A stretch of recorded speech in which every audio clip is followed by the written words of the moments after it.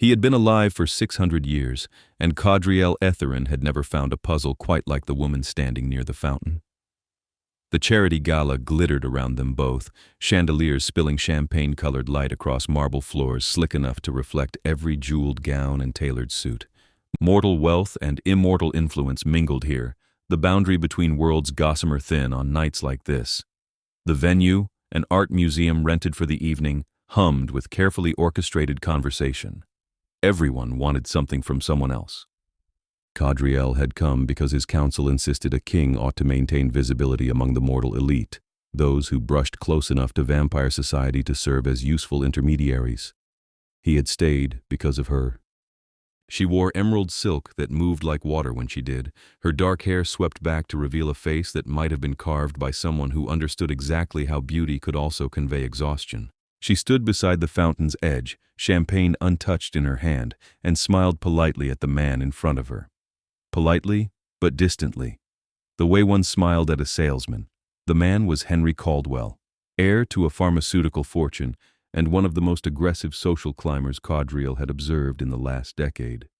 Henry spoke with animated hands, leaning slightly too close, and the woman took a single step back. Subtle, practiced. Then she said something brief. Qadriel couldn't hear it from across the gallery, but he saw Henry's face collapse into confusion, then poorly masked irritation. The woman turned away before he could recover, moving toward the hors d'oeuvres table with the relieved gait of someone who had just escaped something unpleasant. That was the third one tonight. 2 hours earlier, Qadriel had watched her extricate herself from a tech mogul whose net worth could have purchased a small country. Before that, a real estate developer whose buildings scraped the skyline. Both times the same pattern. The approach, the pitch disguised as flirtation, the woman's courteous, immovable refusal. He leaned against the far wall now, half hidden in shadow the way his kind preferred, and wondered. She wasn't poor herself. The dress, the jewelry at her throat and wrists, the way she carried herself all spoke of someone accustomed to this world. Not new money scrambling for purchase, but something older. Tired, maybe. Her name, he had learned from eavesdropping on the event coordinator, was Serena Blackthorne. The name meant nothing to him personally, but it seemed to mean something to everyone else here. People watched her, not the open staring reserved for celebrities, but the sidelong assessment given to assets, pieces on a board. A fourth man approached her now, and Qadriel found himself pushing away from the wall before he could think better of it. This one was older, silver at his temples, with the kind of smile that never reached the eyes. Qadriel knew him, Marcus something, old money, older ties to the vampire world through a series of extremely lucrative blood contracts. Not a supplier, but a broker. A middleman who made fortunes facilitating introductions between mortal donors and vampire houses too proud to do their own recruiting. Marcus touched Serena's elbow, leaning in to murmur something. She went very still.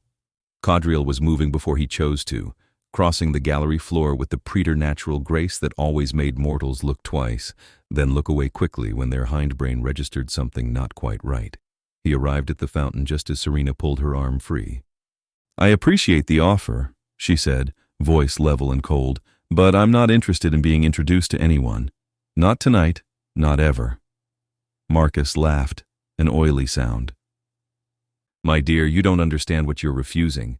These connections could secure your family's position for generations."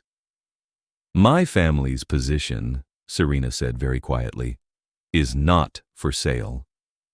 "Everything," Marcus replied, "is for sale. It's simply a matter of finding the right price." Qadriel stopped beside them, close enough that both turned to look. He let the full weight of what he was settle over them, like frost. Marcus went pale. Recognized him then. That was convenient. "The lady," Qadriel said, voice mild, "has declined." Marcus opened his mouth, glanced between them, then appeared to reconsider whatever he'd been about to say. He straightened his jacket with fingers that trembled just slightly, offered a stiff nod, and retreated toward the bar with the purposeful stride of a man trying not to run. Serena watched him go, then turned that same assessing look on Qadriel. Up close, her eyes were the color of dark honey and utterly unimpressed. Thank you, she said, though I'm not sure I needed rescuing. You didn't, Qadriel agreed. I was being selfish. Her eyebrows rose a fraction. Selfish? I wanted to know what you'd say to me. For the first time that evening, he saw her smile. Really smile, not the diplomatic mask she'd been wearing. It transformed her face into something luminous and sharp at once. That's the worst opening line I've heard tonight, she said, which makes it the best one by default. She tilted her head, studying him. You're not one of the usual parasites. No. But you are a parasite of some kind. Clever. A vampire, he confirmed, keeping his voice low. Around them, the gala continued its predetermined course, no one listening. Though I like to think I've evolved beyond parasitism. Have you? It wasn't quite a question. What do you want from me? Nothing. She laughed, a short, bitter sound. Everyone wants something. You just haven't gotten to your pitch yet. I don't have a pitch. Qadriel found himself oddly reluctant to disappoint her. Only a question. Which is? Who are you waiting for? Serena blinked, set her champagne down on the fountain's edge with a soft clink of glass on marble. When she spoke again, her voice had lost some of its defensive edge. What makes you think I'm waiting for anyone? You've refused 4 proposals tonight. 3 were among the wealthiest men in the city. The 4th has connections that could open any door you wanted. You barely listened to their offers before declining. Qadriel kept his gaze steady on hers. Either you already have someone, or you're holding out for something none of them have. I find myself curious, which? Curious, she repeated. Not interested. Does there need to be a difference? She studied him for a long moment, and Qadriel had the distinct impression he was being measured against some internal standard he couldn't see. Finally, she picked up her champagne again. I'll answer your question if you answer one of mine. Fair. What's your name? He smiled despite himself, of all the things she might have asked. Qadriel Etherin. Her expression didn't change, but he watched the name register, watched her reassess him completely in the space of a heartbeat. The Vampire King, she said. A Vampire King. There are others. Not in this territory. She took a sip of her champagne, apparently calm, but her pulse jumped at her throat. You rule the eastern seaboard. I administer it. Rule is such an absolute word. You're being pedantic. I'm being accurate. He glanced around the gallery, at the careful dance of mortal and immortal influence playing out in a dozen conversations. And you're stalling. I am. She looked down at her glass. I'm not waiting for anyone. Then why the refusals? You said one question. You're right. My apologies. Serena looked at him again, something shifting behind her eyes.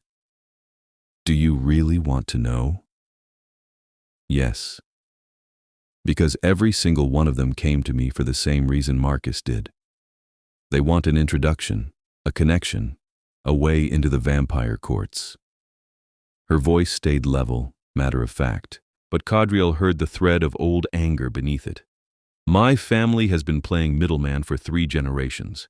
My great-grandfather made his fortune brokering blood contracts. My grandfather expanded into property sales, finding discreet locations for your kind. My father diversified into financial services, shell companies, legal protections. She met his eyes. I'm not a person to them. I'm a key that opens a very specific door. And you're tired of being a key. I'm tired of being traded. She finished her champagne, set the glass aside.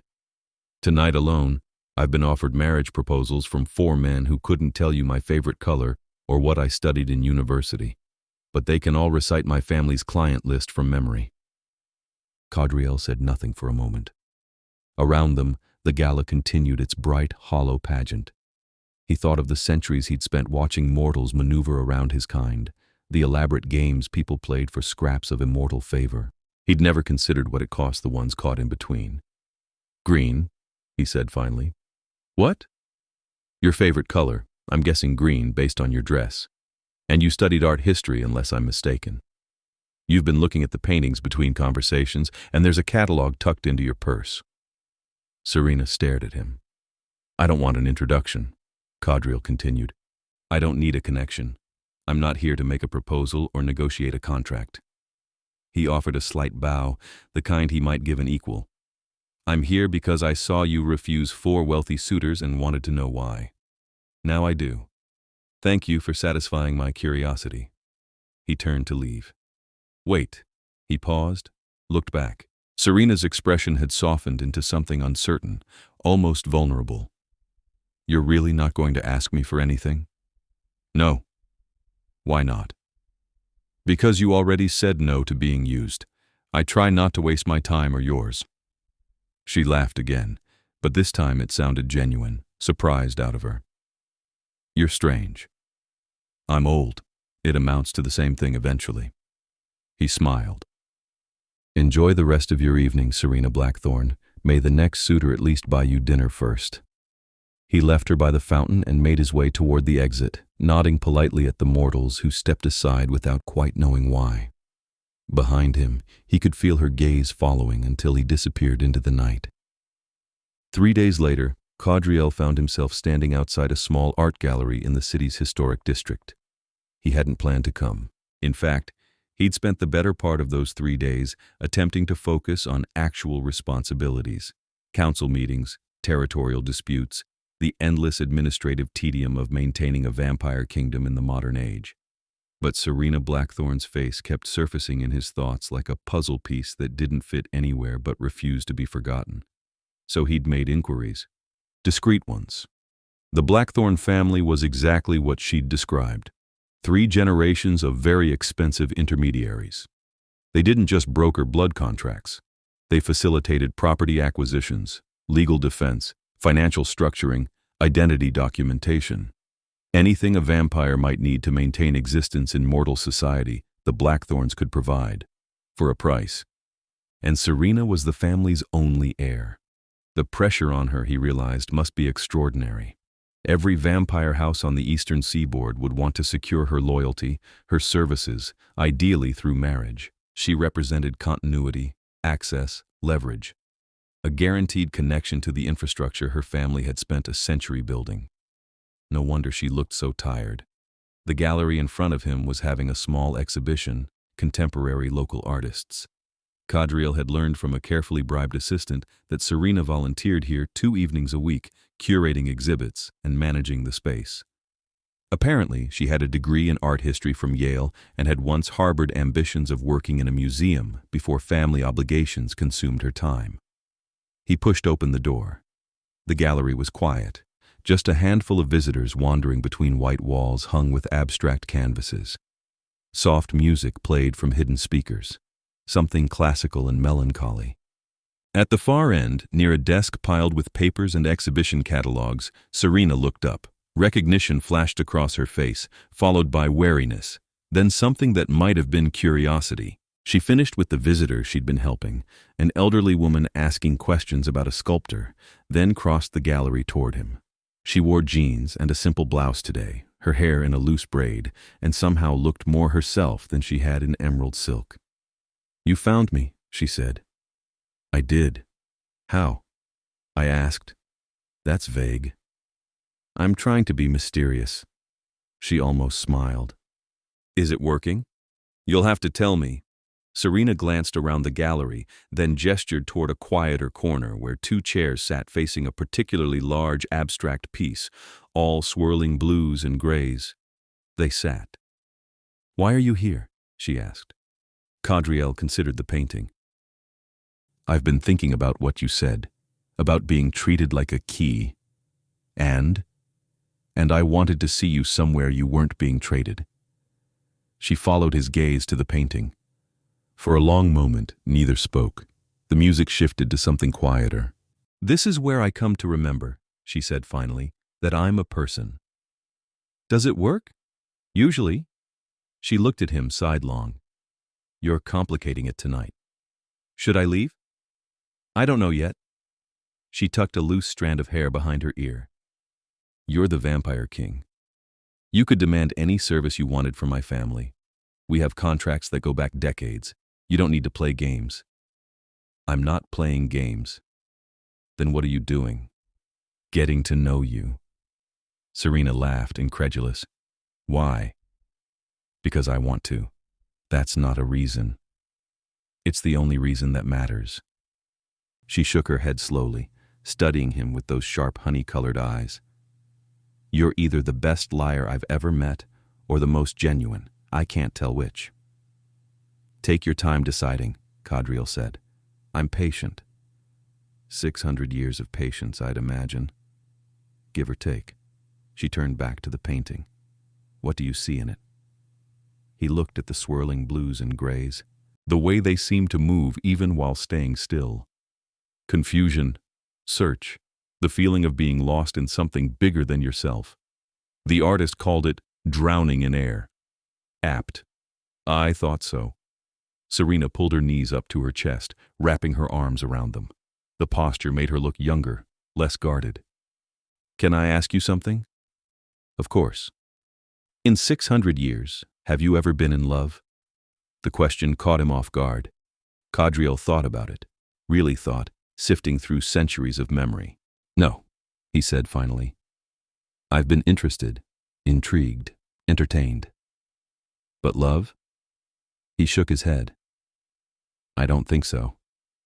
Why not? I never found anyone I wanted to know after the first century wore off. Serena looked at him, something shifting in her expression. That's the saddest thing I've ever heard. Is it? You have forever, and you've never found anyone worth spending it with. I have my court, my people. That's not the same. No, he admitted. It's not. They sat in silence for a while longer. Qadriel found himself oddly content, simply existing in the same space as her. He couldn't remember the last time silence had felt comfortable rather than expectant. I have to close up in 20 minutes, Serena said eventually. Then I'll leave you to it. He stood. She did too, following him toward the door. As he reached for the handle, she spoke again. Qadriel. He turned. Thank you for not asking.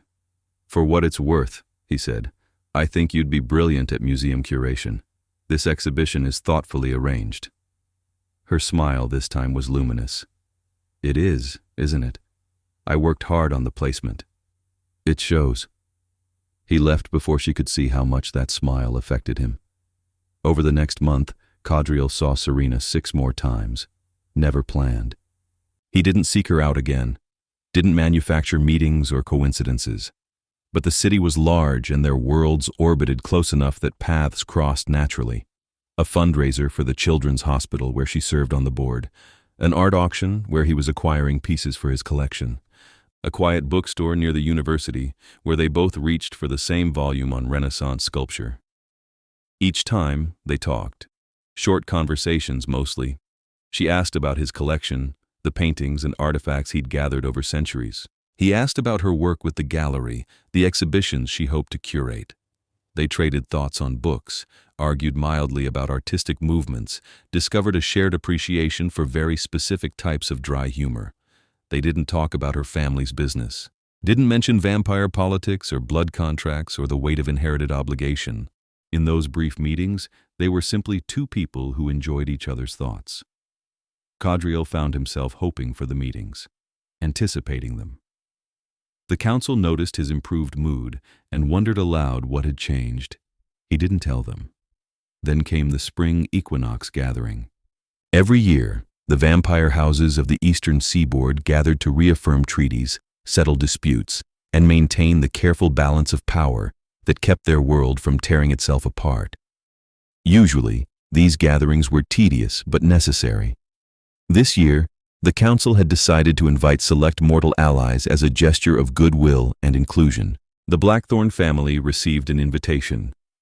Qadriel knew because he'd signed it himself, weeks ago, when Serena was still just the woman who refused rich suitors.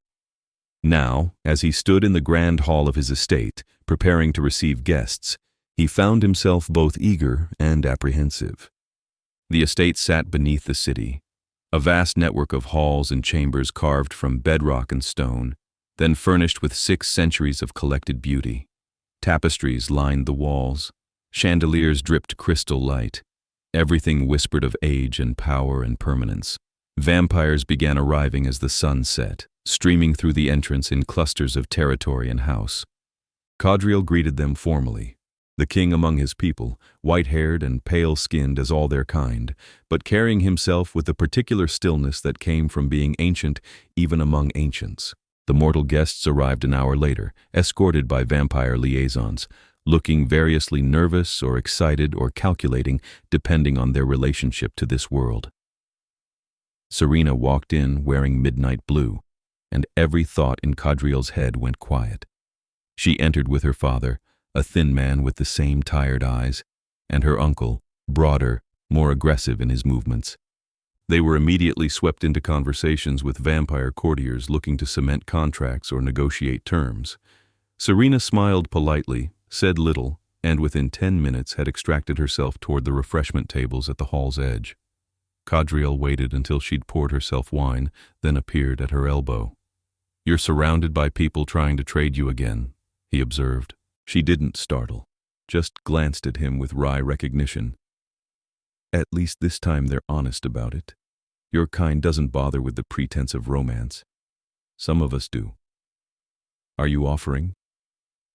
"If I were," Qadriel said carefully, "would you refuse me like the others?" Serena took a long sip of wine, buying time. When she spoke, her voice was quiet enough that only vampire hearing could catch it. "I don't know. You haven't asked for anything yet. It's making me suspicious. Of my motives? Of my own hope." The honesty of it hit him square in the chest. He looked at her, really looked, and saw the same careful interest he'd been trying to deny in himself reflected back at him. "Serena." "Lord Etherin," a voice cut through the moment like a blade. Marcus, the broker from the gala, approached with a too-wide smile. "How good to see you playing host. I wanted to introduce you properly to the Blackthornes. I'm sure we could arrange a very beneficial contract." "No." Marcus stopped, smile faltering. "My lord?" "No," Qadriel repeated, voice mild but absolutely final. "I have no contracts to negotiate tonight. Enjoy the gathering." He offered his arm to Serena. "Walk with me?" She set down her wine and took his arm, and they moved away from Marcus's sputtering protest, away from the crowds of vampires and mortals playing their endless political games toward the quieter gallery halls that branched off from the main chamber. "You didn't have to do that," Serena said as they walked. "I wanted to." "That's becoming a pattern." "Is it bothering you?" "It's confusing me." She glanced at the portraits lining the walls, centuries of faces staring down at them. "I know what you are, what you represent. You're the most powerful vampire on the eastern seaboard. You could have anything you wanted from my family with a word. I don't want anything from your family." "Then what do you want?" Qadriel stopped walking. They stood in a gallery lined with Renaissance paintings, soft lighting casting everything in warm gold.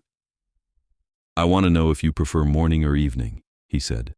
"I want to know what makes you laugh when you're not performing for suitors. I want to know what you'd curate if you had unlimited resources and no obligations. I want to know you, Serena, not your family's services, not your connections, you." She stared at him, something vulnerable and fierce warring in her expression. "Why?" "Because in 600 years, I've never wanted to spend a century getting to know someone. Until now. That's..." She blinked rapidly. "That's either the most romantic thing anyone's ever said to me, or the most elaborate manipulation I've encountered. Which do you think it is?" "I want it to be the first one." Her voice cracked slightly. "But I'm terrified it's the second." Qadriel understood then, really understood. She'd been used as currency her entire life, traded and bargained over, her worth calculated in connections rather than character. Trust was a luxury she'd learned not to afford. "What would prove it to you?" he asked. "I don't know. Time, maybe?" She looked away, toward a painting of a woman in classical dress, alone in a garden. "But time is different for you. A year is nothing. A decade is an afternoon. How do I know you won't get bored and disappear?" "You don't," he admitted. "But I don't know that you won't decide I'm too strange or too old or too vampire to be worth your time. Trust goes both ways." "That's fair." She turned back to him. What are you asking for, Qadriel? Spell it out. I need to hear it said plainly. He thought about deflecting, making it lighter, but her eyes demanded honesty. I'm asking to court you, he said. Properly, slowly, with no expectations beyond getting to know each other. I'm asking for time and conversation, and the chance to see if this curiosity between us could become something more. And I'm asking you to believe that I want this for no reason other than that I find you remarkable. Serena closed her eyes briefly. When she opened them again, they were bright with unshed tears. My family will think you're consolidating power, securing loyalty. Let them think what they want. The vampire houses will call me ambitious, a social climber using my family's position to seduce a king. Their opinions are their own burden to carry. And when you realize I'm just a mortal woman with an art history degree and a lot of family baggage, what then? Then I'll have spent my time with someone who understands the weight of inherited obligation and chose to be kind anyway. Someone who volunteers at galleries instead of leveraging her position. Someone who refuses to be reduced to her usefulness. He smiled slightly. I could do worse. She laughed, watery and genuine. You could do a lot better. I disagree. For a long moment they stood there in the gallery, the sounds of the gathering distant behind them. Finally, Serena reached up and touched his face, her warm hand against his cool skin. I'm going to say yes, she whispered, and I'm going to regret it if I'm wrong about you. You're not wrong. Prove it. I will.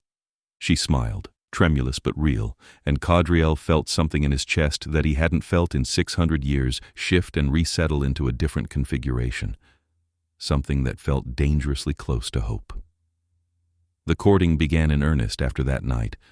Qadriel approached it the way he approached everything, with patience, attention, and absolutely no rush. He had learned over centuries that anything worth having was worth taking time to understand properly. He sent her books, first editions of art theory texts she'd mentioned wanting to read, a collection of letters between Renaissance artists that had somehow ended up in his library. A beautifully illustrated volume on Byzantine mosaics that made her call him just to ask where he'd found it. They had dinner once a week, always at her choice of location. Small restaurants tucked away from the social circuit where they could talk without being watched. He learned that she preferred evening to morning, that she had studied abroad in Florence for a year, that she secretly loved terrible reality television and defended it as anthropological research. She learned that he'd been turned during the 100 Years' War, that he'd been a minor noble's son with no prospects, that he'd accepted vampirism as a trade for survival, and then discovered he was good at living, that he played piano but never in front of others, that he collected art not as investment but as memory. He took her to exhibitions, walking through galleries at her pace, listening to her analyze composition and historical context with the kind of passionate expertise she never got to display in her family's business dealings. She had a gift for seeing connections between pieces, for understanding what an artist was reaching toward even when they didn't quite get there. She took him to a 24-hour diner at 2 a.m, where the coffee was terrible and the waffles were perfect, and they sat in a booth arguing about whether modern art had lost all meaning or was simply requiring new frameworks for interpretation. You're being deliberately contrarian, she accused, pointing her fork at him. I'm being honest. Half of contemporary work is just expensive nonsense. You sound like someone's grandfather. I'm old enough to be everyone's grandfather several times over. I'm allowed. She kicked him lightly under the table. You have a Rothko in your collection. Don't pretend you don't understand abstract expression. Having it doesn't mean I understand it. Maybe I just like the colors. You're impossible. You're smiling. She was. This is the most relaxed I've been in months. Good. 3 months into their courtship, Serena's father requested a meeting. Qadriel arrived at the Blackthorne family estate on a Tuesday evening, announced and formal. The house was old by mortal standards, Georgian architecture with modern renovations, situated in the countryside an hour from the city. Money whispered from every detail. Thomas Blackthorne received him in a study lined with law books and contracts. He was thinner than Qadriel remembered from the spring gathering, the weight of his work wearing him down to angles and tension. Lord Etherin, thank you for coming. Of course. Qadriel sat in the offered chair, noting how Thomas remained standing. Power play. Interesting. I'll be direct, Thomas said. You've been seeing my daughter. I have. Your intentions? Honorable. Thomas's expression flickered with something between hope and suspicion. That's vague. It's accurate. You understand what your attention means. For her. For this family. Thomas moved to the window, looking out over manicured grounds. We've worked for 3 generations to maintain neutrality. We serve all houses, favor none. If Serena is seen as your consort, that neutrality crumbles. I understand. Do you? We'll lose half our clients. The other houses will assume we're compromised, that we're feeding you information, giving you advantage. Our business will collapse. Qadriel heard what wasn't being said. And you want me to break it off? I want you to consider the consequences. Thomas turned from the window. Unless you're prepared to offer compensation, a formal contract that protects our interests in exchange for my daughter. There it was. The trade. Serena for stability. Qadriel stood slowly and watched Thomas take an involuntary step backward. No, he said quietly. No. I will not negotiate a contract for your daughter. She's not a business asset to be traded for favorable terms. Qadriel kept his voice level, but let a fraction of his age and power seep through. And if you lose clients because I'm courting her, then those clients were always a liability. They feared you had too much power and were looking for an excuse to break away. Thomas's face went white. You can't know that.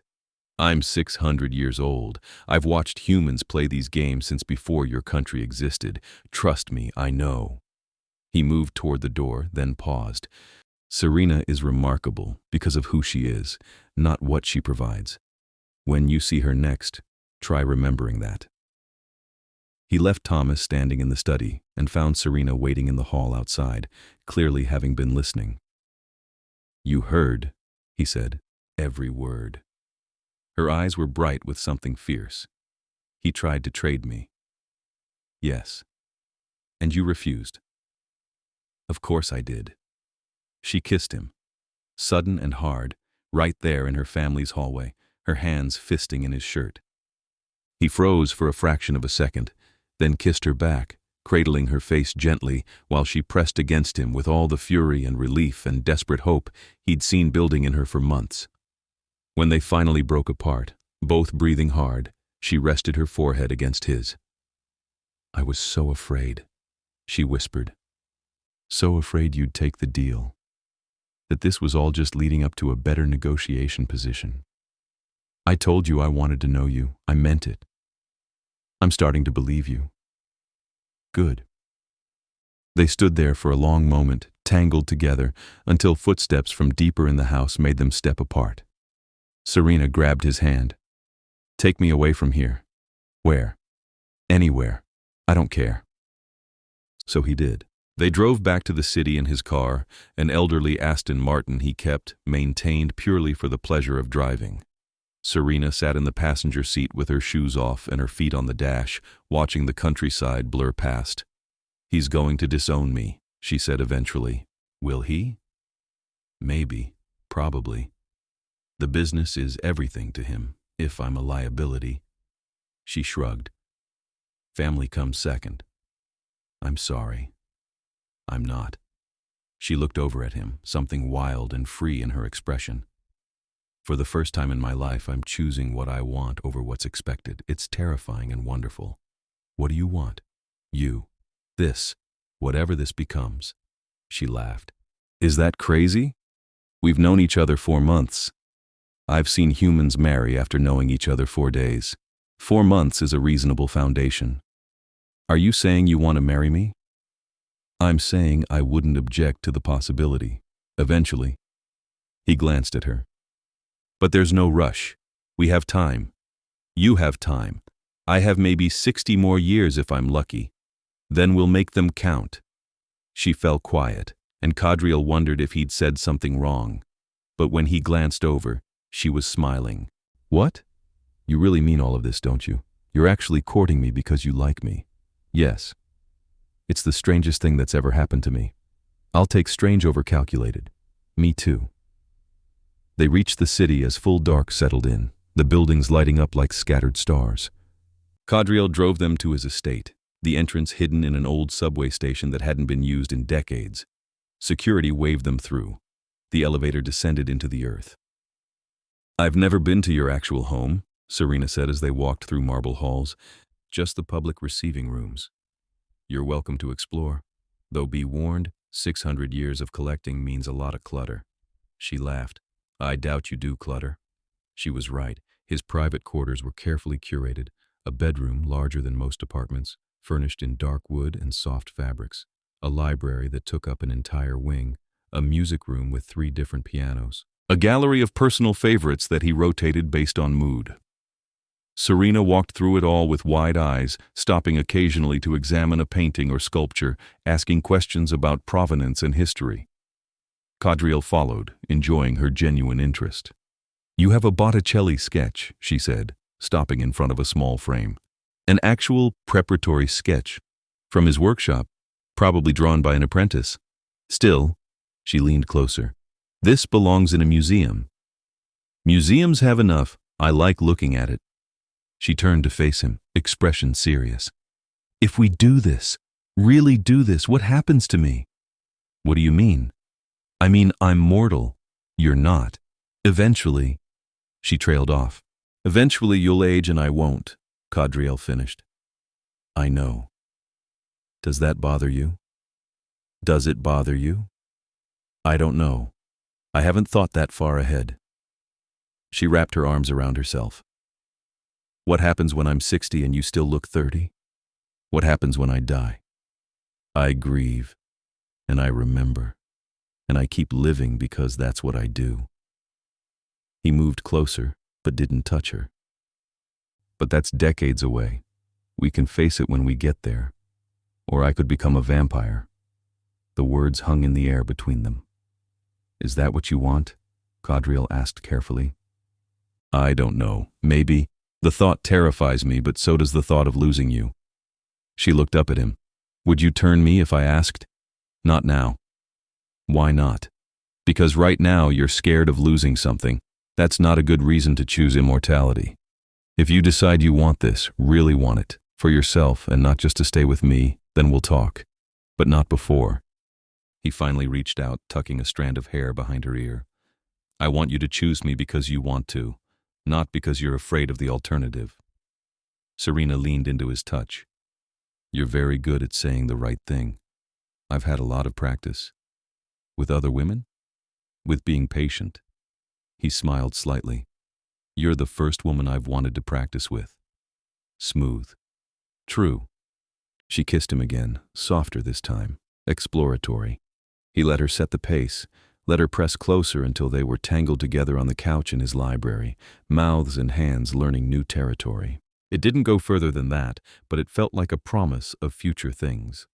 Later, he drove her back to her apartment in the city, a small place she kept separate from her family's estate. She invited him up.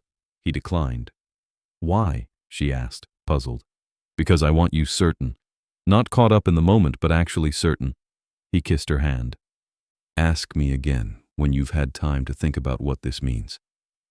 You're impossibly noble. I'm practical. Rushing leads to regrets." She laughed. 600 years and you're still worried about moving too fast. Speed is relative. Fine. I'll ask you again tomorrow. I look forward to it." He waited until she was safely inside before driving away, and if he smiled the entire way back to his estate, there was no one around to see it. But not everything moved smoothly. A week later, Qadriel received a formal summons from the Vampire Council. The council existed as a check on his power, a group of elder vampires from various houses who could collectively challenge or advise the king's decisions. Usually they were content to let him rule without interference. Usually, he arrived at their chamber, a circular room deep in the estate's oldest section, and found all 12 seats filled. That was concerning. Lord Etherin, Marcus, head of the council, spoke first. Not the same Marcus who brokered blood contracts, but Marcus Ravenswood, ancient and calculating. "Thank you for attending. I wasn't aware it was optional." "It's not. Ravenswood leaned forward in his seat. We need to discuss your relationship with the Blackthorne girl. Serena, her name is Serena. Yes, the mortal you've been courting quite publicly for the last 4 months. Ravenswood steepled his fingers. It's becoming a problem. Qadriel kept his expression neutral. Explain. You're creating an imbalance. The Blackthorne family has always maintained neutrality, serving all houses equally. Your relationship compromises that. Houses are already pulling contracts, seeking other intermediaries. The entire infrastructure is destabilizing. Then they're fools. The Blackthorne's neutrality comes from professional integrity, not personal relationships. That's naive. Another council member, Katerina, spoke up. She was Russian, old even by their standards. How can they maintain neutrality when their heir is sleeping with the king? I'm not sleeping with her. Yet. Qadriel let a moment of cold silence stretch. My personal relationships are not council business. They are when they affect the stability of our society, Ravenswood countered. We're not asking you to end it, simply to formalize it, create a proper contract, define the terms, make it an official political alliance so everyone knows where they stand. No. No. I will not reduce my courtship to a political contract. Serena deserves better. Katerina laughed, sharp and humorless. She's mortal. They all deserve what we decide they deserve. Something cold and furious settled in Qadriel's chest. He stood slowly, letting his full power fill the room. The temperature dropped. Frost formed on the edges of the council table. Careful, he said softly. The council members went very still. I am your king by right of age, power, and the agreement of every house in this territory. I have held this position for 2 centuries through diplomacy and strength. Do not mistake my patience for weakness. He looked at each of them in turn. I will court Serena Blackthorne as I choose, for as long as I choose, in whatever manner I choose. If that creates instability, the instability is your problem to manage. Am I clear? No one spoke. I asked if I was clear. Clear, my lord, Ravenswood said finally. Good. This meeting is over. Qadriel left before they could respond, striding through the halls with controlled fury radiating from every step. Vampires scattered out of his path. He found his private quarters and paced, working the anger out through movement. They wanted to turn Serena into a contract, a negotiation, the exact thing she'd been running from her entire life. He wouldn't allow it. His phone rang. Serena's name lit up the screen. Hello? Hi. Her voice sounded tight. Can you come over? What's wrong? Just, please. I'm on my way.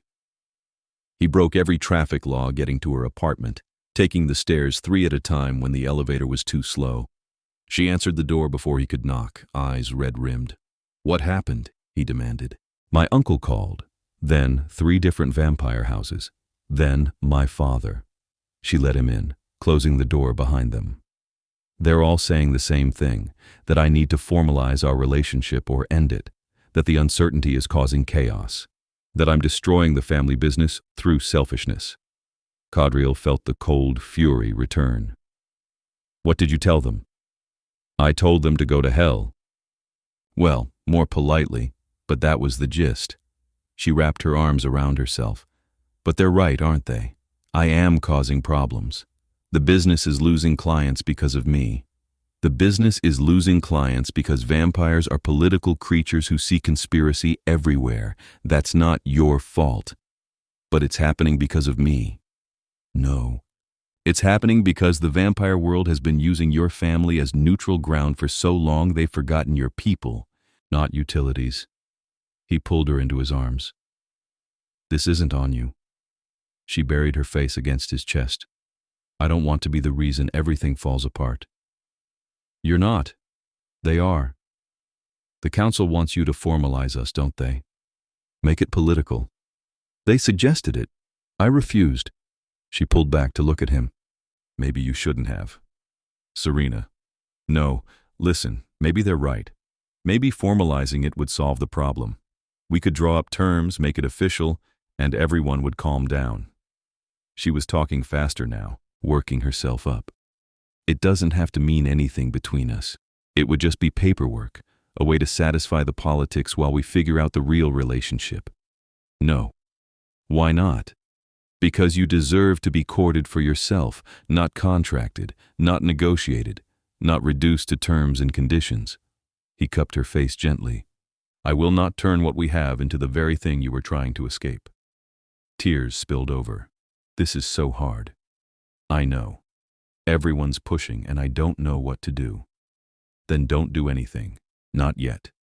He kissed her forehead. Let them push. Let the business fall apart if it has to. You are not responsible for managing everyone else's fear and greed. But I... No buts. You've spent your whole life being responsible for everyone else's needs. For once, put yourself first. He met her eyes. What do you want, Serena? Not what they want. Not what's practical. What do you actually want? She stared at him for a long moment. Then, very quietly, you. I want you.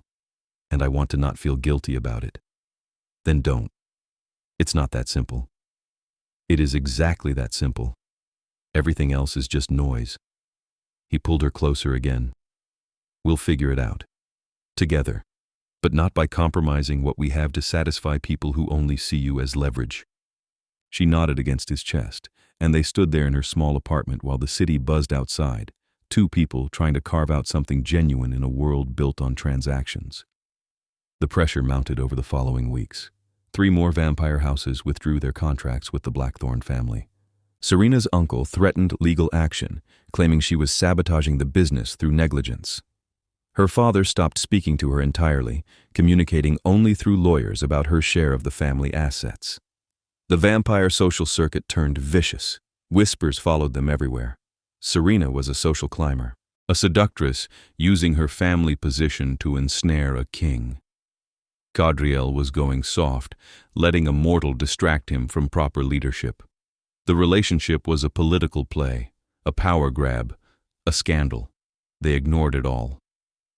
Qadriel took her to Paris for a weekend, showing her the Louvre after hours when he could arrange for them to have certain galleries to themselves.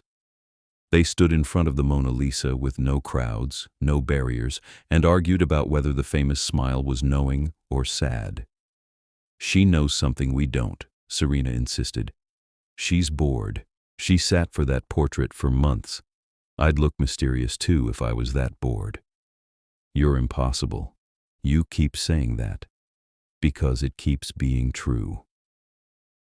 They had dinner in a restaurant that had existed in various forms since the 1700s, where Qadriel knew the owner's great-great-great-grandfather. Serena asked him what the city had been like then, and he told her stories until her wine was gone and the waiter was giving them gentle hints about closing time. Back in their hotel room, she finally asked him up properly, and this time he didn't refuse. They took their time. No rush. No urgency beyond wanting to be closer, to learn each other completely. Qadriel had centuries of experience, but none of it had felt like this, present and vital and absolutely consuming. Serena met him with equal intensity, all the passion she usually kept locked down finally unleashed. Afterwards, tangled in expensive sheets with Paris glowing outside the windows, she traced the lines of his chest idly. I love you, she said, quiet and certain. Qadriel went very still. Say that again. I love you. I have for a while now, I think. I was just afraid to say it. Why? Because it makes it real, makes it matter. She propped herself up to look at him. And because I was still half expecting you to turn it into a negotiation. And now? Now I know better. You've proven it at every turn. She smiled, luminous in the low light. So, I'm saying it. I love you. No contracts required. Qadriel pulled her down into a kiss that tried to convey everything words couldn't quite capture. When they broke apart, he rested his forehead against hers. I love you too, he said. Stupidly, inconveniently, completely. She laughed. That's the least romantic declaration I've ever heard. I'm 600 years old. Romance is overrated. Honesty matters more. Then honestly, how do you feel? Like I've been waiting for you without knowing it. Like the last 600 years were just killing time until you walked into that gala.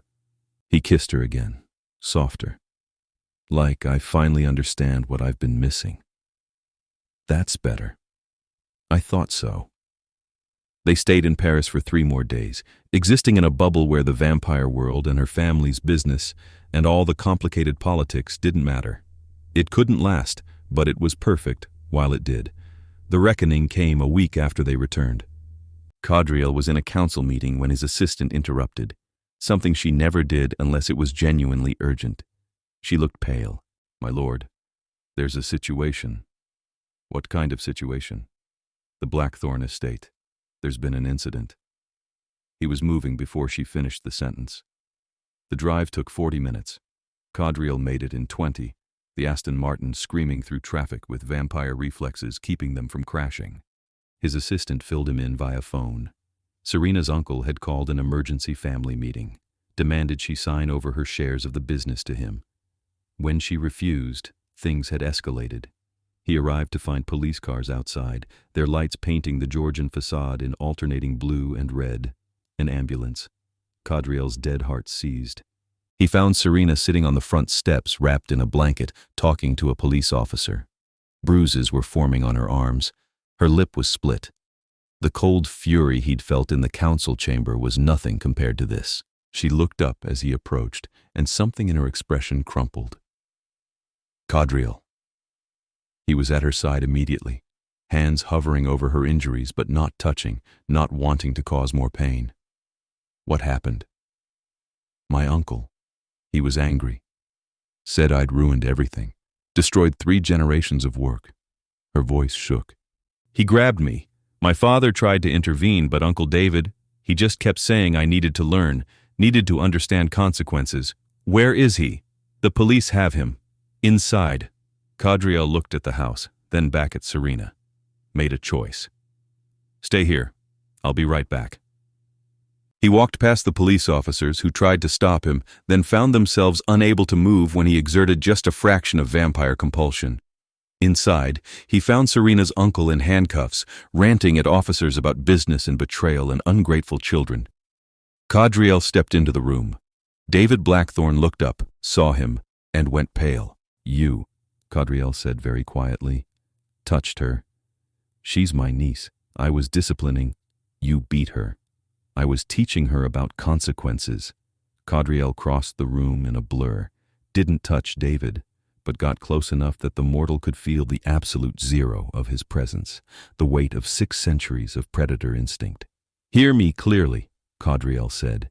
"If you ever come near Serena again, if you speak to her, if you even think about her, I will know, and I will end you so thoroughly that no one will find enough pieces to bury." He leaned closer. "Do you understand?" David nodded frantically. "I didn't hear you." "I understand." "Good." Qadriel stepped back, looked at the police officers who had been watching with wide eyes. "Make sure the charges stick. All of them. I'll provide whatever testimony is needed." He left before anyone could respond, heading back outside to Serena. She stood when she saw him coming, and he caught her carefully, mindful of her injuries. She buried her face against his shoulder and finally let herself cry properly, great shaking sobs that tore at something fundamental in his chest. "I've got you," he murmured. "You're safe. I promise. He's never hit me before, never been violent. I thought—" She couldn't finish. "You thought family wouldn't hurt you.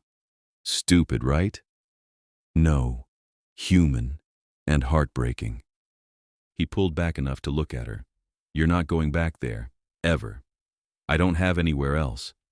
"Yes, you do." He cupped her face gently, thumb carefully avoiding the split lip. "Come home with me. My estate. My protection. All of it. Yours." "Qadriel, I can't just—" "Why not? Give me one good reason why not." She opened her mouth, closed it. "I don't have one." "Then it's decided." He took her home that night, setting her up in quarters near his own, large enough to be comfortable but close enough that he could reach her in seconds if she needed him. His staff were given explicit instructions. Anything she wanted, she got. Anyone who made her uncomfortable answered to him. For the first few days, she was quiet, processing. He gave her space, but stayed near, working in his library while she explored or rested or stared at paintings without really seeing them. On the fourth day, he found her in his music room, sitting at one of the pianos with her fingers resting on the keys, but not playing. "May I join you?" he asked. She nodded. He sat beside her on the bench. "What are you thinking?" "That I don't know who I am without the family business. It's been the defining fact of my life for 26 years. She pressed a key, a single note hanging in the air. "Now it's gone. They've removed me from all the accounts, cut me out completely. And I feel—" She trailed off. How? Relieved, terrified, free, lost. She looked at him. All of it at once. That makes sense. Does it? You've lost something that was hurting you but also defining you. It's natural to feel complicated about that. He covered her hand with his own. You get to figure out who you are now, without the weight of their expectations. What if I'm no one interesting? You're already interesting. You just haven't had time to discover all the ways yet. She leaned against him. Will you help me figure it out? For as long as you want me to. That might be a while. Good. They sat there for a long time, her head on his shoulder, his arm around her, both of them existing in the quiet, while the estate hummed around them. Slowly, Serena began to rebuild. She took a position at a major art museum, using her Yale credentials and Qadriel's references, started curating exhibitions properly, discovered she had strong opinions about contemporary installation art and wasn't afraid to defend them in department meetings. She kept a small apartment in the city for appearances, but spent most nights at Qadriel's estate. They fell into comfortable domesticity, reading in his library, watching terrible reality television in her quarters while he complained about human dating rituals, cooking elaborate meals together even though he couldn't eat them. "Why do you cook if you can't taste it?" she asked one night, watching him dice vegetables with vampire precision. "I enjoy the process, and watching you eat. That's weirdly voyeuristic. I'm a vampire. Watching people consume things is literally my heritage." She threw a mushroom at him. He caught it without looking. "Show off. You love it." "I do." 6 months after the incident with her uncle, the trial concluded. David Blackthorne was convicted on assault charges, sentenced to prison time, and mandated therapy. Thomas Blackthorne reached out through lawyers, asking if Serena wanted to reconcile. She declined. "Maybe eventually," she told Qadriel, "but not now. Not while he's still processing the business loss as more important than the fact that his brother beat me." "Fair. Is it terrible that I don't miss them?" "No. You're allowed to not miss people who hurt you." She nodded, accepting it. Moved forward. The vampire world eventually calmed. New intermediaries emerged to fill the gap left by the Blackthorne family's diminished role. The council stopped summoning Qadriel to complain about his relationship status. Life continued, and through it all, Qadriel watched Serena bloom into someone who had always been there, but finally had space to breathe. She laughed more, shared her opinions without hedging, started a blog reviewing art exhibitions that gained an unexpected following, wore jeans and paint-stained t-shirts as often as elegant dresses, let herself be messy and passionate and human. He loved every version of her. A year after that first gala, Qadriel took her to the roof of his estate. It was technically underground, but he'd designed this space with access to the surface, a hidden garden that opened to the sky. They sat on a stone bench surrounded by night-blooming flowers while stars wheeled overhead. "I have something to ask you," he said. Serena looked at him, suddenly serious. "Okay. I love you. I've loved you since you refused that fourth suitor, and I realized you were the most interesting person I'd met in centuries." He took her hand. "I want to spend the rest of your life with you, and if you choose it, I want to turn you so we can spend the rest of forever together. But that second part is entirely your decision, made in your own time, with no pressure. That's a very careful proposal. I've had time to think it through. And if I say no to the turning, if I want to stay human, then we have 60 years, give or take, and I'll treasure every moment while mourning what comes after." He met her eyes. "But I want you regardless, mortal or vampire, partner or wife. I just want you in my life in whatever form you'll give me." Serena was quiet for a long moment, looking up at the stars. When she spoke, her voice was steady. "I want forever with you. I want to be turned, to become vampire, to have time to explore every century together." She smiled. "But not yet. I want a few more years of being human first, eating food, growing older normally, experiencing mortality one last time." She squeezed his hand. "And then, when I'm ready, I want you to turn me. I want forever. With you." "That's a yes?" "That's an enthusiastic yes." He kissed her while stars watched and night flowers released their perfume, and everything felt exactly right. They married that summer in a private ceremony. No vampire politics, no business deals. Just them, and a handful of people Serena actually cared about. Friends from the museum, her old professor from Yale, a couple of cousins who had reached out after the trial. On Qadriel's side, a few vampires he genuinely liked rather than simply politically tolerated. The ceremony took place in that same rooftop garden at sunset, the last light painting everything gold and amber. Serena wore a simple dress the color of cream, with flowers in her hair. Qadriel wore a dark suit that made his pale skin and white hair look even more otherworldly. They wrote their own vows. Serena spoke about finding someone who saw her as a person rather than a tool, who waited instead of demanded, who proved his love through patience rather than grand gestures, about choosing forever with someone who made her want to be brave. Qadriel spoke about 600 years of waiting without knowing what he was waiting for, about finding someone who challenged him to be better while accepting him exactly as he was, about finally understanding what it meant to come home. There wasn't a dry eye in the garden. The reception was small, but perfect. Good food, better wine, music that made people want to dance. Qadriel surprised everyone by playing piano, a complex piece he'd been practicing in secret for months. Serena surprised him by joining in halfway through, their hands tangling together on the keys. Late in the evening, when most guests had departed and only the closest friends remained, Serena pulled him aside. "Thank you," she said. "For what?" "For seeing me when no one else did. For being patient. For proving that not everything is a transaction." She kissed him softly. "For giving me space to become myself. You did that on your own. But you made it safe to try." They swayed together to music drifting from the garden, alone in their own moment while the party continued around them. "How long do you think you'll want?" Qadriel asked. "Before turning? I don't know. 5 years? 10? She looked up at him. "Is that too long?"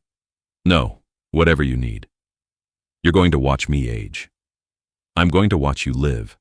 That's different." She smiled. "I love you. I love you too."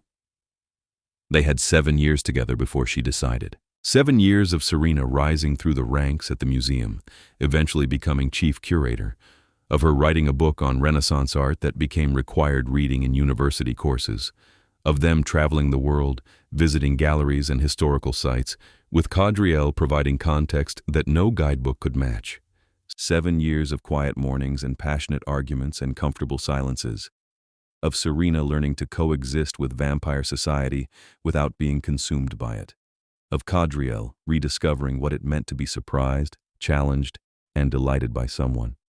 7 years of being utterly, completely happy. When she finally said she was ready, they didn't rush it. Qadriel explained the process carefully, the pain and the risk, the 3 days of transition where she'd be vulnerable, made sure she understood it was irrevocable. Serena listened to all of it and still said yes. They chose the anniversary of the night they met, 7 years after that first gala. Qadriel bit her in their shared bed as gently as he could and held her while the venom worked through her system. The 3 days were agony for both of them. He stayed with her the entire time, talking her through the pain, reminding her to breathe, promising it would end. On the third day, she opened new eyes, vampire eyes, seeing the world in sharper contrast, hearing Qadriel's unnecessary breathing and the rustle of fabric with perfect clarity, smelling everything with overwhelming intensity. "Oh," she said, voice different now, crystalline. "This is a lot, I know." He helped her sit up carefully. "How do you feel?" "Strong, strange, hungry." She looked at him, and her new eyes were the same honey color but luminous now. "Beautiful. You were always beautiful. But now I'm beautiful and immortal." She laughed, giddy with it. "We have forever now. Actually forever. We do." She kissed him, and it was different now that they were matched in strength and speed, both of them moving with preternatural grace. When they finally broke apart, both laughing and breathless from habit rather than need, Qadriel pulled back to look at her properly. White hair where it had been dark, pale skin, luminous in the low light. The same face he loved, but refined now into something between human and myth. "Perfect," he said. "Biased. Accurate." She stood, testing her new strength, moving around the room with vampire speed and precision, stopped in front of a mirror, staring at her reflection. "I look like I belong to your world now. You always belonged. Now you just match the aesthetic." She turned to face him. "What do we do first?" "First we hunt. You need to feed." "And after that?" "After that?" He pulled her close. "We have eternity. We'll figure it out as we go. Together. Always together." 5 years after her turning, the vampire world held a gathering. Not a tense political affair like the spring equinox meetings, but a genuine celebration. One of the ancient houses was marking a millennium of existence, and everyone wanted to be seen showing respect. The event took place in a restored castle in the Carpathian Mountains, all Gothic stone and soaring ceilings. Vampires from across Europe attended, bringing their consorts and companions, dressed in everything from historical costume to modern fashion. Qadriel and Serena arrived fashionably late, which was really just on time for their kind. She wore deep crimson that contrasted beautifully with her white hair and pale skin. He wore black, simple and elegant. They moved through the crowd together, Qadriel introducing her to vampires he'd known for centuries, Serena holding her own in conversations about art and history and politics with the confidence of someone who belonged. People noticed, whispered. The mortal girl who'd captured a king's attention had become something remarkable in her own right. A vampire who could discuss art theory with the same passion she brought to defending her husband's policies. Someone who'd chosen this life freely and wore it with grace. Marcus Ravenswood approached them during dinner, looking older somehow despite vampires not aging. "Lord Etherin, Lady Etherin," he bowed slightly. "A word?" "Of course," Qadriel said, tone neutral. Ravenswood glanced at Serena, then back to Qadriel. "I wanted to apologize for how the council handled your courtship. We were wrong to push for formalization, wrong to treat your relationship as political maneuvering." He paused. "You proved us all short-sighted." "I appreciate that," Qadriel said carefully. "Your lady wife has done more to stabilize vampire-mortal relations in the last 5 years than any formal treaty." Ravenswood actually smiled. "Her museum work creates cultural bridges. Her writing makes us seem less like monsters and more like people with long memories. She's an asset to our entire society." Serena's expression went very still, very cold. Qadriel felt a spark of pride watching her draw herself up to full height, every inch a vampire lady now. "I am not an asset," she said quietly. "I am a person who happens to enjoy art history and has a platform to share it. What I do for myself and for love of the work, not as some political strategy." She smiled, showing just a hint of fang. "But thank you for the compliment, counselor. I know you meant well." Ravenswood blinked, taken aback, then laughed. "I see why you chose her, Qadriel. She's magnificent." "I know," Qadriel said simply, and pulled Serena away before the conversation could continue. They found a balcony overlooking mountains dark against darker sky. Serena leaned on the railing, breathing unnecessarily but finding it calming. "I'm still getting used to that," she said. "To what?" "People assuming everything I do is calculated, that I became a curator to serve vampire interests, that I write about art to create good publicity." She shook her head. "I just like art." "Why is that hard to believe?" "Because most vampires have forgotten how to do things simply for love of them. We live so long, everything becomes strategic eventually." He joined her at the railing. "You remind us that sometimes things can just be good, just matter, without needing to serve a larger purpose. Is that why you love me?" "I love you because you're you, smart and passionate and stubborn and kind. The fact that you also challenge our entire society to remember its humanity is just a bonus." She leaned against him. 12 years. It's been 12 years since that first gala. Feels like yesterday and also like forever. Both.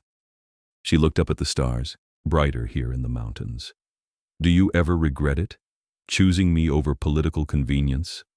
"Never. Not once. Not even when the council was making your life difficult. Especially not then. You were worth every inconvenient meeting and political complication." He kissed the top of her head. "Besides, they've backed off now. We won." "Did we? Look around.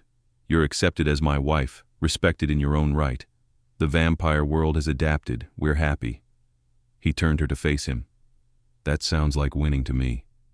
She kissed him, long and sweet, while mountains watched and stars wheeled overhead and eternity stretched ahead of them like a promise. 20 years after her turning, they stood in a new gallery. Serena's gallery, actually. She'd left the museum to open her own space, something intimate and carefully curated that showcased both emerging artists and historical pieces. It had taken 3 years to renovate the building, another year to build the collection, but it finally opened its doors tonight. The space was packed. Art collectors, critics, vampires, mortals, all mingling together while examining paintings and sculptures arranged with Serena's characteristic thoughtfulness. Every piece told a story, each room flowing into the next with deliberate emotional progression. Qadriel watched from near the back, letting her have the spotlight she'd earned. She moved through the crowd with easy grace, discussing artistic choices, thanking people for coming, glowing with genuine joy. This was her space, her vision, her dream made real. He'd helped with funding and logistics, but the heart of it was entirely hers. "You look proud," a voice said beside him. He glanced over to find an older woman, mortal, with kind eyes. "I am. She worked hard for this." "You're her husband?" "I have that honor. She talks about you constantly, how patient you are, how you support her work." The woman smiled. "My daughter is one of the featured artists. Sarah was nervous about exhibiting, but your wife gave her confidence, told her the work was brilliant and the world needed to see it." "That sounds like Serena. She said you taught her the value of patience, of taking time to let things develop properly." The woman looked back at Serena, holding court near a large abstract piece. "You did a good thing there, helping her become this." "She did this herself," Qadriel corrected gently. "I just gave her space to grow. That's what good partners do." The woman moved away, leaving Qadriel alone with his thoughts and his pride and his overwhelming love for the woman who'd chosen him 20 years ago and kept choosing him every day since. Later, after the crowds had thinned and only close friends remained, Serena found him in the gallery's back room. Hey yourself, successful opening." "I think so." She looked exhausted and exhilarated at once. 3 pieces sold already, 4 commissions requested, and at least 6 serious collectors asked about future exhibitions. "That's wonderful." "It's terrifying," she laughed. "This is real now. My name on the door, my reputation on the line. You'll be brilliant. You already are." She crossed to him, wrapping her arms around his waist and resting her head on his chest. They stood there quietly while music drifted from the main gallery. "Thank you," she said eventually. "I didn't do anything. You believed in me when I didn't believe in myself. Let me figure out who I was without the family business defining me. Gave me time and space and support. She pulled back to look at him. This gallery exists because you saw me as a person instead of an asset. Never forget that. I love you, he said, because sometimes that was the only response that mattered. I love you too, for always. Always is a long time. Good thing we have it then. They stayed until dawn forced them to retreat underground, turning off lights and locking doors on a dream finally made real. 40 years after they first met, Qadriel and Serena hosted a gathering of their own. Not a political event, but a personal celebration. They'd survived 4 decades together, mortal courtship turning into immortal partnership, and wanted to mark it with the people who mattered. The guest list was eclectic. Vampire friends, mortal colleagues from Serena's museum days, artists she'd promoted, a few members of the council who'd genuinely become friends. Even Thomas Blackthorne, Serena's father, who'd finally reached out 5 years prior with a genuine apology and slow reconciliation. They held it in the rooftop garden where they'd married, now more lush and established, with climbing vines and night-blooming flowers that Serena had spent decades cultivating. Lanterns hung from trees, casting everything in warm golden light. People mingled easily, the lines between mortal and vampire relaxed here. Serena's gallery had become a genuine neutral ground, a place where both worlds felt welcome. She'd built something her family's business never managed, true integration based on mutual interest rather than transaction. Qadriel stood near the piano, watching his wife charm a nervous young artist into believing their work mattered. She did that often, using her position to lift people up rather than leverage them down. It was one of the thousands of things he loved about her. "You did well," Thomas Blackthorne said, appearing beside him with a glass of wine. He looked older now, properly elderly, but healthier than he'd been during the business years. Retirement suited him. "Serena did well," Qadriel corrected. "I just didn't get in her way." "That's doing well." Thomas watched his daughter with clear affection. "I spent her whole life trying to shape her into my image of what she should be. You let her become herself. That takes a special kind of love. She made it easy." "Did she?" Thomas looked at him. "Be honest. There must have been times you wanted to push, to use your power to smooth her path." "Of course there were. But she didn't need smoothing. She needed space." Qadriel paused. "And she'd earned the right to struggle on her own terms after spending 26 years having her path determined by others." "Including me?" "Yes." Thomas nodded slowly. "I have regrets about that. Many regrets. She knows. It's why she invited you tonight. I don't deserve her forgiveness." "Probably not. But she gave it anyway because she's kinder than either of us deserves." Qadriel met the older man's eyes. "Don't waste it." "I won't." Thomas moved away to speak with other guests, and Qadriel returned to watching Serena. She caught his eye across the garden and smiled, that luminous expression that still made his unnecessary heart skip beats. Later, when the party had wound down and most guests had departed, they stood together in that same spot where they'd married decades before. 40 years, Serena said wonderingly. "It went so fast." "It did. Do you think the next 40 will too?" "Probably. Time moves strangely when you're happy." She laughed. "Philosophical tonight?" "Nostalgic." He pulled her close. "I keep thinking about that first night.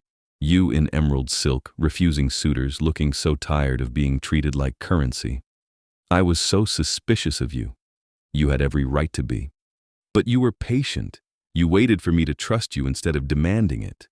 She rested her head on his shoulder. "That changed everything. You changed everything. I was just waiting for someone worth changing for." They swayed slowly to music that existed only in memory, two people who'd found each other against all odds and built something genuine in a world that rarely allowed it. "I'm glad I waited," Serena whispered. "For what?" "For you. All those rich suitors, all those political proposals. I'm glad I said no until you showed up and asked for nothing except to know me. Best decision you ever made. Absolutely." She pulled back to look at him, eyes bright. Here's to another 40 years, and another 40 after that, and another after that. He kissed her softly. As many as we get. Forever, then. Forever. 80 years after the night they met, Qadriel threw Serena a surprise party. She'd been turned for 73 years now, long enough that she'd fully transitioned from thinking like a human to thinking like an immortal. Time had lost its urgency. They had forever, so everything could be savored slowly. But he wanted to mark the original anniversary anyway. He rented the same museum where that first gala had been held, calling in favors to get it for a private evening. Invited everyone from their life together. Vampire friends, mortal descendants of mortal friends, artists Serena had mentored over the decades, even a few brave souls from her family line who'd reached out over the years. When she walked in, thinking they were attending a standard charity function, and saw the crowd of familiar faces, her expression was worth every minute of secret planning. "You didn't," she gasped. "I did. Qadriel, this is too much. Nothing is too much for you." She kissed him right there in the entrance, not caring who saw, then pulled back laughing. 80 years. How is that possible? Time moves when you're not watching. The party was perfect. People shared stories of how Serena had influenced them, her gallery launches, her writings, her quiet support. Qadriel gave a speech about watching the most interesting woman he'd ever met, refuse 4 rich suitors and wondering who she was waiting for, only to discover she was waiting for someone to see her as a person. "I'm grateful every day," he said, raising his glass, "that I was lucky enough to be that person." The crowd erupted in applause. Serena wiped at tears that didn't fall quite the same now that she was vampire, but the emotion behind them was absolutely real. Late in the evening, they found themselves standing near the same fountain where they'd had that first conversation 8 decades prior. "Do you remember what you asked me that night?" Serena said. "I asked who you were waiting for.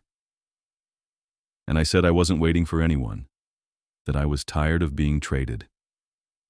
She looked at the fountain, at the unchanged marble, and shifted everything around it. "But I was lying. I was waiting. I just didn't know what for. And now I know I was waiting for someone to prove that not everything is a transaction, that sometimes people can just be valued for who they are." She turned to him. "Thank you for being that proof. Thank you for taking the risk to believe it." They stood there surrounded by the echoes of 80 years, 2 immortals who'd found each other in unlikely circumstances and built something that lasted, something genuine, something that would continue lasting as long as they both existed. "Forever was a good choice," Serena said. "The best choice. Think we'll get bored eventually, after a few centuries?" "Not possible." Qadriel pulled her close. "You're interesting enough to last eternity. Sweet talker. Honest talker." She laughed, the sound bright and free and full of joy, and Qadriel knew with absolute certainty that he'd spend the next 600 years and beyond still discovering new reasons to love her. They stayed at the party until dawn painted the sky pale gold, then retreated together to their home beneath the city, to the life they'd built, to the forever they'd chosen together. And if sometimes Qadriel thought back to that night 80 years ago, watching a woman in emerald silk refuse 4 wealthy suitors with quiet dignity and wondering who she was waiting for, he always smiled knowing the answer. She'd been waiting for someone to see her, to value her, to love her for exactly who she was, and he'd spent 80 years proving worthy of that wait, and would spend eternity continuing to prove it, every single day. The end of the story came not with drama, but with perfect contentment. 2 centuries after they'd first met, Qadriel and Serena sat in their rooftop garden watching stars wheel overhead in patterns that had shifted since that first night, but still held the same beauty. The world had changed around them. Technology advanced. Politics shifted. Vampire society evolved slowly toward genuine integration with mortals rather than hiding in shadows. Serena's gallery had expanded into an entire foundation supporting emerging artists, a legacy that would outlast them both, even though they planned to last a very long time. "We did well," Serena said, breaking the comfortable silence. "We did. You never got tired of me." Never even came close. Not once in 200 years? Not once. He looked at her, white hair silvered by starlight, face still the same one he'd fallen for, but carrying 2 centuries of accumulated joy. You're still the most interesting person I know. You're biased. I'm accurate. She laughed, the sound familiar and cherished after 200 years of hearing it. What do you think the next 200 will bring? No idea, but I'm looking forward to finding out. He took her hand. With you. With me. They sat together while time moved around them, 2 immortals who'd found each other against all probability and built something that lasted. Not because it was politically convenient or strategically sound, but because they'd chosen each other freely and kept choosing each other every day after. The vampire who'd watched a woman refuse every rich man and wondered who she was waiting for had gotten his answer. She'd been waiting for him, and he'd spend eternity being grateful he'd been patient enough to ask.